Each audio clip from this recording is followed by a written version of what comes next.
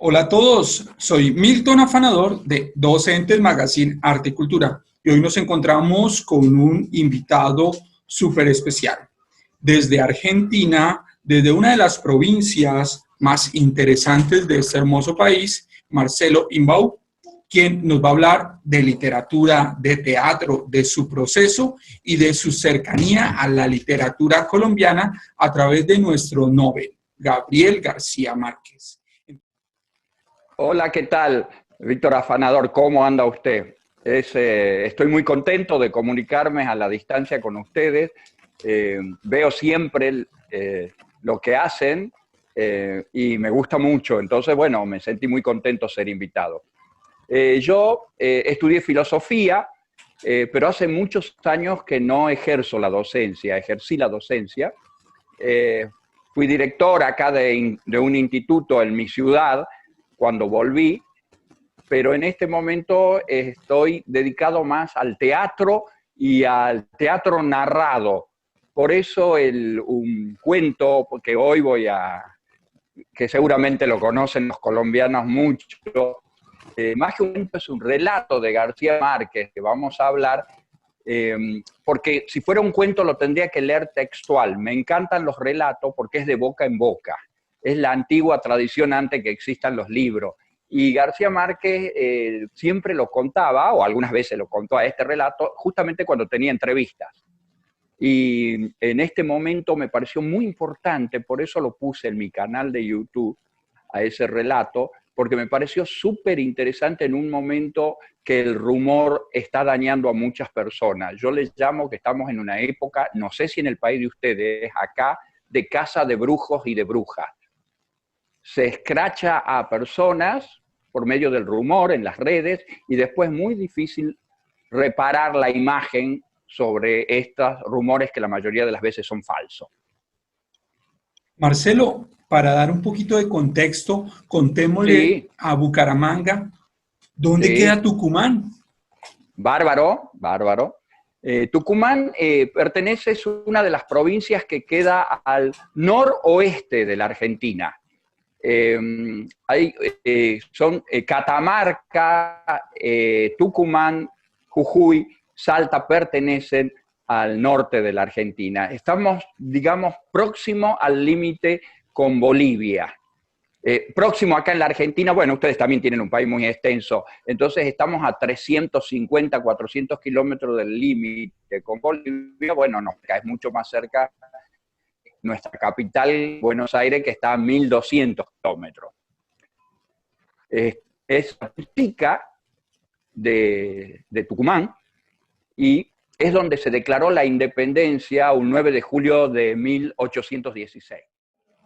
Bueno, ya nos contó que es de Tucumán, pero resulta que Marcelo también ha hecho un recorrido por el mundo.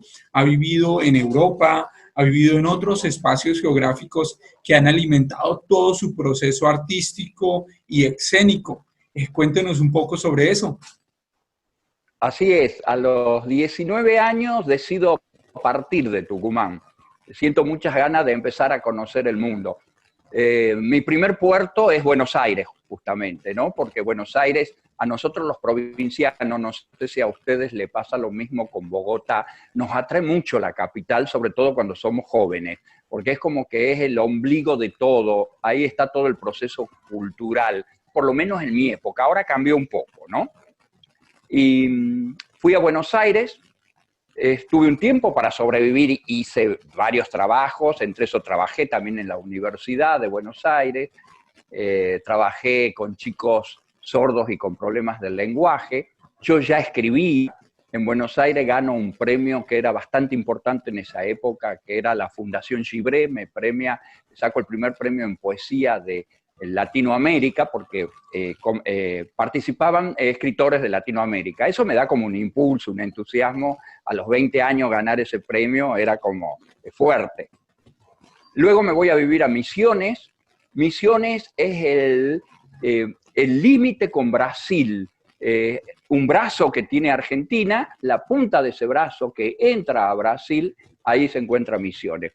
ahí me presento, un día veo un artículo que era un concurso para teatro en la Comedia Misionera. Me presento y entro, sin haber estudiado, era solamente un autodidacta. Y estuve trabajando en la comedia toda mi estadía en Misiones, además de otros trabajos, por supuesto. Luego regreso a Buenos Aires. En Buenos Aires empiezo a estudiar psicología y justo viene el golpe militar.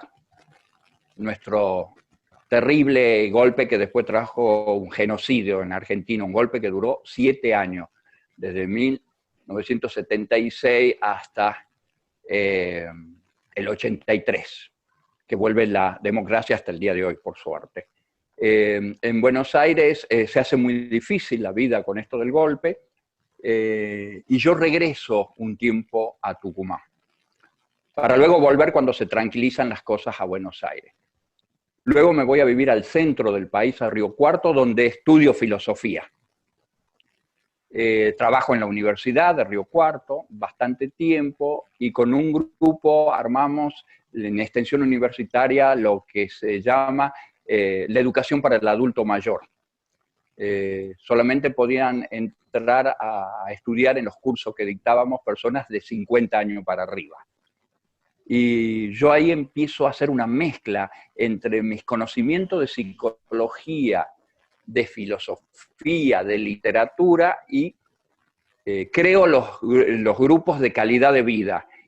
Todos los años tenían, digamos, un determinado, rumbo distinto, calidad de vida y el autoestima, calidad de vida y el autoconocimiento. Empiezo a trabajar con el pensamiento lateral, que estaba de moda en ese momento, fue como un boom del pensamiento lateral. Edward del Bono se llamaba el que crea este método, digamos, de aprendizaje. Justamente descubro en Colombia un editorial que lamentablemente no recuerdo el nombre, en una librería de Bogotá, en un barrio periférico a Bogotá, que vendía todos libros para enseñar por medio del juego al adulto mayor en las clases. Me apasiono de esos libros y consigo que una amiga que viaja a Bogotá me traiga de esos libros, que eran 6 o 7 libros, que me sirvieron muchísimo para el dictado de mi clase. Ahí empieza mi primera conexión con Colombia en ese sentido, pero yo a Gabo, a García Márquez, que es muy conocido en nuestro país y en el mundo, ¿no es cierto? Marcó, creo que, a mi generación, no solo a los que nos interesa la literatura, sino yo creo que en la Argentina no hay nadie que uno le pregunte de García Márquez y lo desconozca. Yo creo que no hay ningún argentino que no haya leído 100 años de soledad, por ejemplo. No creo. O El amor en los tiempos de cólera, acá se lo usa el término, casi lo hemos adaptado al término del amor en los tiempos de cólera. Tanto que ahora se hace paralelismo y hay gente que dice el amor en tiempos del corona, haciendo alusión al libro ese. Y 100 años de soledad a mí me marca la vida. Yo cuando leo 100 años de soledad, no podía creer, es el único libro en mi vida que debo haber leído mucho más de 10 veces. Cada vez que lo leo descubro algo nuevo que no había visto, que no había prestado la atención. Es un libro realmente mágico y que te lleva a un mundo que para mí era desconocido, el realismo mágico. Aunque luego empiezo a descubrir en mi propia familia ciertos rasgos de ese realismo mágico y de dramatismo. Porque el otro día me puse a ver mis relatos sobre mi familia. Yo estoy creando una serie de relatos sobre mi familia que los voy a ir subiendo a mi canal. Y me di cuenta que todos son dramáticos, que no hay ninguno feliz, digamos, que me marca el dramatismo. Bueno, muy argentino ese sentimiento en realidad. Pero sí, efectivamente, yo estuve revisando algunos de sus relatos y de estos textos narrados que se encuentran en las redes sociales, y es casi que inevitable sentir la pulsión del realismo mágico en esas narraciones. Entonces, se ve la afiliación definitivamente con Gabriel García Márquez en esos textos que usted narra, que le cuenta. Bueno, ahora antes de entrar en esa narración que usted nos va a regalar muy amablemente, cuéntenos sobre este nuevo proyecto del canal donde usted está poniendo o está colgando estos relatos. ¿Cómo se llama? ¿Dónde lo encontramos? ¿Cómo podemos entrar en él? ¿Cómo podemos conocer ese trabajo? Bien, si bien yo me llamo Marcelo Imbó, se pronuncia así el apellido, se escribe igual que el poeta maldito, que Arthur Rimbaud, nada más que me falta la R inicial. Hago esto porque es fácil hacer una asociación a los que conocen a Rimbaud. El canal se llama como yo, Marcelo Imbaud, con D final. Poniendo en el YouTube se lo encuentra fácilmente. El proyecto es ir subiendo mis relatos de familia, que además esos relatos luego van a formar un unipersonal que lo voy a presentar en el teatro, o sea que después los voy a teatralizar a los relatos. También se me ocurrió empezar a subir los relatos como de García Márquez. Claro, me condiciona mucho lo largo de algunos relatos de los cuentos, ¿no es cierto? Entonces estoy buscando una serie. Ahora encontré uno de García Márquez, por ejemplo, que yo que creí que había conocido todos los escritos de García Márquez, hace una semana apenas encontré uno que se llama Rastros de tu sangre sobre la nieve. Me apasionó ese cuento de García Márquez, no lo conocía, fue una de las cosas que además de la muerte, por la muerte misma de un grande cuando murió Gabo, lo lamenté, solo pensar que no iba a poder leer nunca más nada de él nuevo. Eso me dio una tristeza profunda. Otro día descubrí este relato y estoy planeando, porque ese lo tengo que leer porque es un cuento, tiene que ser textual, no es como este otro relato de algo grave va a suceder en el pueblo, que uno puede cambiarle alguna palabra. En el cuento no puedo hacer eso. Entonces estoy planeando separarlos en distintos videos, pero quiero que la gente lo conozca y leerlo. Así me lleve 4 videos, ¿no es cierto? Pero es hermoso, dramático totalmente, ¿no? El Rastros de sangre, Rastros de tu sangre sobre la nieve es muy dramático, pero bello, bello. Entonces quiero subir de los escritores que amo, también quiero subir anécdotas. Por ejemplo, hay una anécdota muy rica que quiero subir. ¿Por qué García Márquez no vuelve a la Argentina en un momento dado? ¿Por qué la Argentina lo hace sentir mal a pesar que después es en uno de los países que más lo hemos leído, ¿no? Porque primero sufre como un rechazo. Él presenta un editorial primero que no lo quiere presentar a su libro, digamos, no les parece buena su literatura y hay un montón de anécdotas que quiero contar y así de muchos otros escritores. Después voy a hablar de leyendas, sobre todo de leyendas del norte argentino. Ahora acabo de subir una del perro familiar. Yo vivo en una zona de ingenios azucareros, donde la vida era muy cruel y donde era el obrero muy explotado. Entonces las leyendas muchas veces sirven para poder zafar del sufrimiento, es como una defensa del pueblo para zafar de ese sufrimiento y crean esta leyenda, la del perro familiar, que es nada más ni nada menos el diablo, que ha hecho un pacto con el dueño para que el dueño del ingenio se enriquezca y le tiene que entregar un obrero por año, que es el alma además que le entrega, no solo el cuerpo, al demonio, que está representado por un perro enorme, negro, y de ojos que parece que tiran fuego de lo rojo que es el acto que lo por ejemplo ahí. Y voy a seguir contando otras leyendas. Esa es más o menos la idea de mi canal. Oh, súper interesante. Entonces ya saben, si quieren conocer un poco sobre esas historias de Argentina, de una de las provincias azucareras interesantes que tienen muchísimo por contar aún, bueno, los invitamos a que conozcan el canal de nuestro amigo Marcelo Imbaú. Y ahora, a lo que vinimos, queremos escucharlo, queremos escuchar ese maravilloso cuento de nuestro Nobel de Literatura Gabriel García Márquez, perteneciente a ese espacio del boom latinoamericano.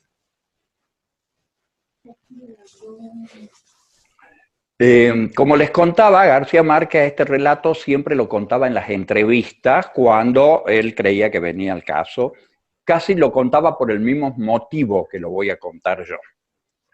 El relato dice que un día una señora, una vieja, le dice García Márquez, está desayunando con sus dos hijos de 17 y su hija de 14 años, cuando los hijos le ven una cara de preocupación a la madre y le preguntan, ¿qué te pasa?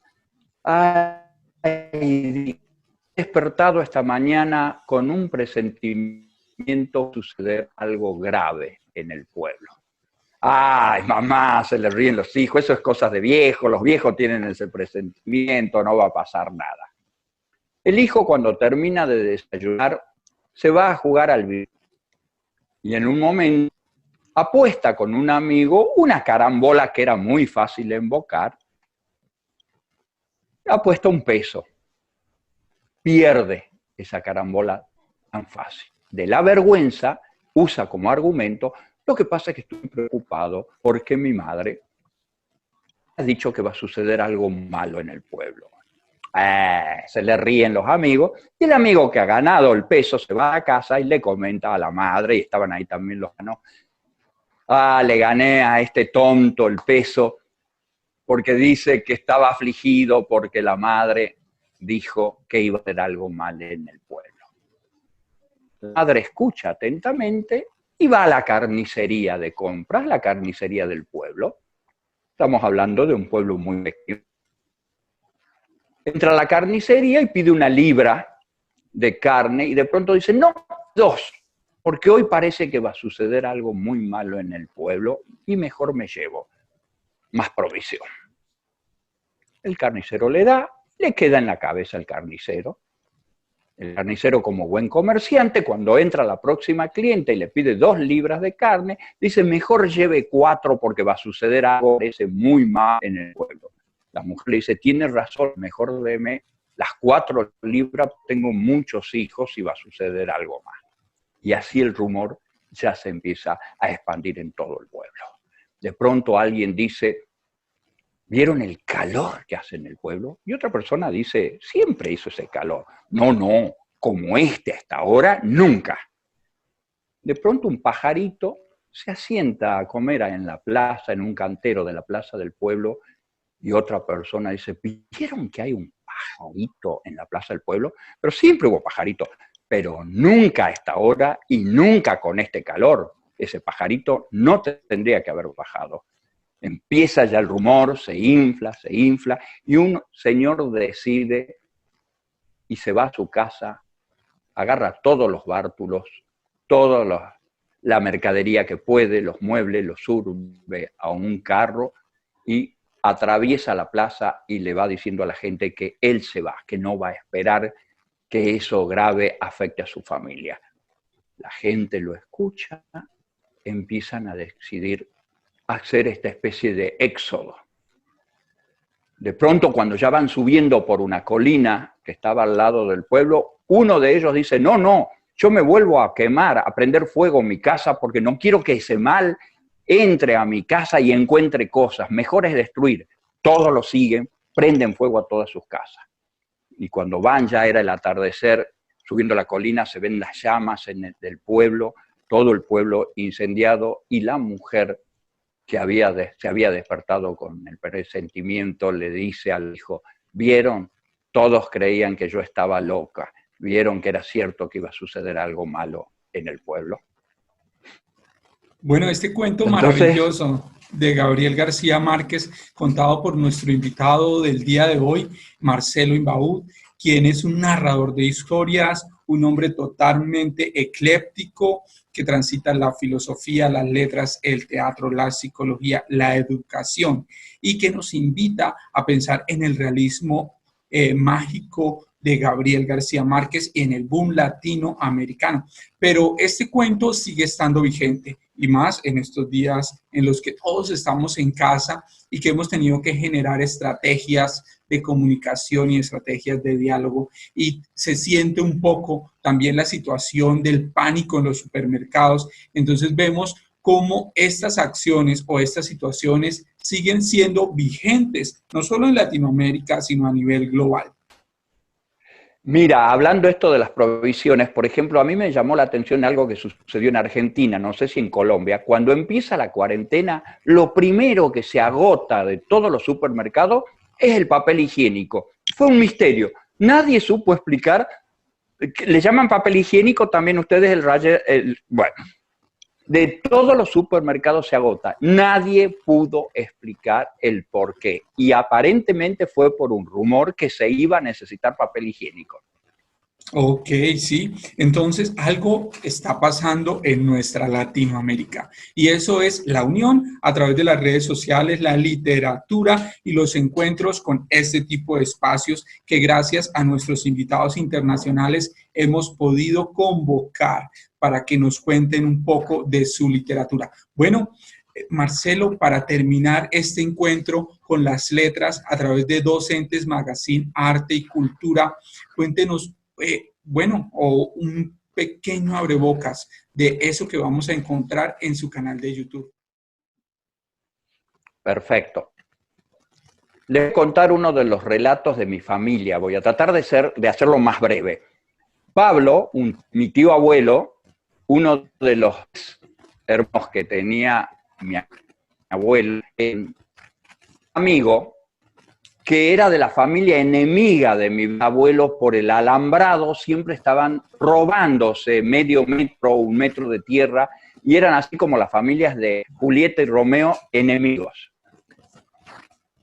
Pablo y Josué,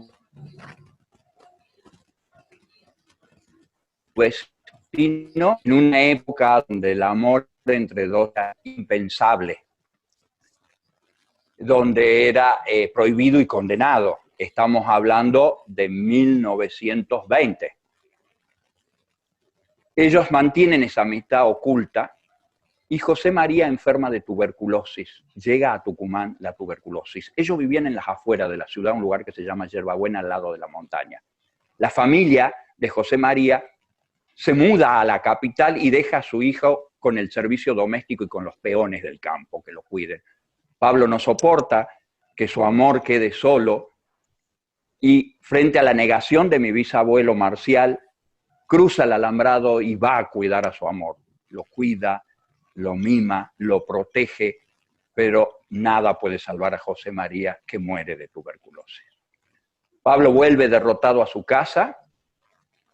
Mi bisabuelo manda a todos sus hijos que estaban solteros a casa de mi abuelo, que ya era casado y vivía acá en la capital de Tucumán, y se queda a cuidar a su hijo, al que protege tanto como Pablo había protegido a su amor a José María. Un día Pablo le pide para higienizarse, le pide para afeitarse. La salud ya de Pablo se había deteriorado muchísimo, también por la tuberculosis. El padre le trae, le deja todos los instrumentos para la higiene y para afeitarse en la cama, y se va a hacer otra cosa a la casa.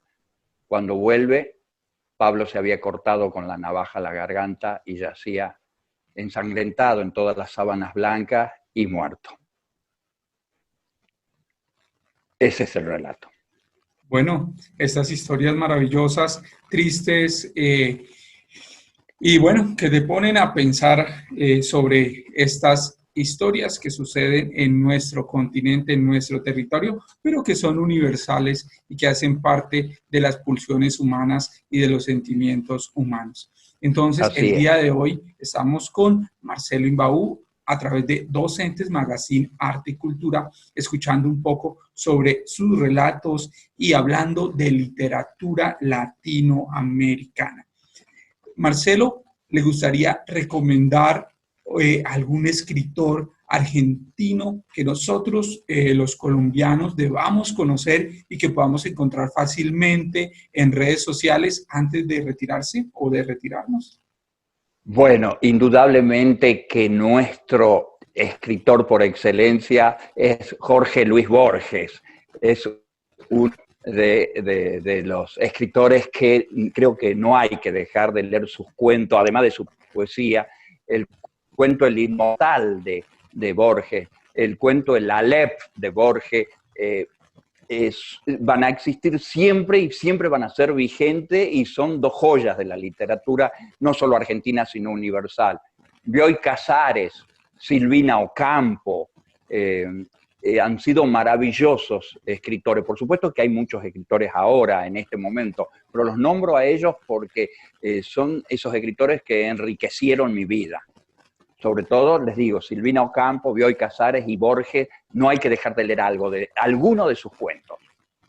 Muchísimas gracias. Bueno, llega el momento de despedirnos, pero siempre invitándolos a que sigan Docentes Magazine Arte y Cultura y, por supuesto, de ahora en adelante, el canal de Marcelo Imbau, donde vamos a encontrar relatos de familia migrados o transversalizados por esta magia latinoamericana y por este realismo mágico latinoamericano. Muchísimas gracias, Marcelo, por su tiempo. Gracias por estar en Docentes Magazine Arte y Cultura.